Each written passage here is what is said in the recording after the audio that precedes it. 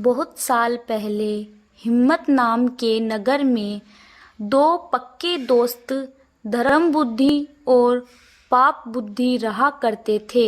एक दिन पाप बुद्धि के मन में एक ख्याल आया कि क्यों न दूसरे नगर जाकर कुछ पैसे कमाए जाएं। इतना सोचते सोचते पाप बुद्धि के मन में हुआ कि वो धर्म बुद्धि को भी साथ लेकर जाएगा, जिससे दोनों खूब सारा पैसे कमाएंगे और फिर लौटते समय वो धर्म बुद्धि से उसका पैसा किसी तरह से हड़प लेंगे। अपनी चाल को पूरा करने के लिए उसने धर्म बुद्धि को दूसरे शहर जाने के लिए मना लिया। दोनों अपने नगर से खूब सारा सामान लेकर दूसरे शहर पहुंच गए। कुछ महीनों तक वहीं रहकर धर्म बुद्धि और पाप बुद्धि ने सामान को काफ़ी अच्छी कीमत में बेचा।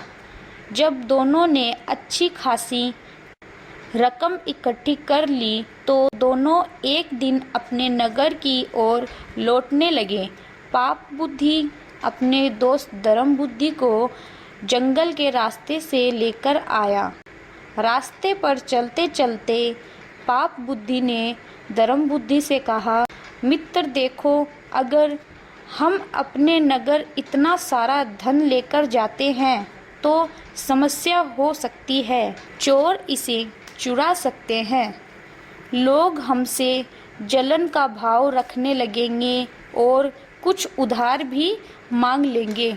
ऐसे में बेहतर होगा कि हम आधा धन इसी जंगल में छिपा देते हैं। धर्म बुद्धि ने पाप बुद्धि की बात पर यकीन करके धन को छुपाने के लिए हाँ कर दी। पाप बुद्धि ने गड्ढा खोदकर धन को जंगल में एक पेड़ के पास छिपा दिया। फिर कुछ दिनों बाद बिना अपने दोस्त को बताए पाप बुद्धि मौका देखकर अकेले सारा धन उस जंगल से लेकर आ गया। समय बीतता गया और एक दिन धर्म बुद्धि को पैसे की जरूरत पड़ी तो धर्म बुद्धि सीधे अपने मित्र पाप बुद्धि के पास गया और कहा, मुझे पैसों की जरूरत है, जंगल से पैसे निकाल कर ले जाते हैं। धूर्त पाप बुद्धि पास के ही एक सूखे पेड़ में छिपा दिया। जैसे ही न्यायाधीश ने वन देवता से पूछा कि आखिर धन की चोरी किसने की, तो जंगल से आवाज आई, धर्म बुद्धि ने चोरी की है।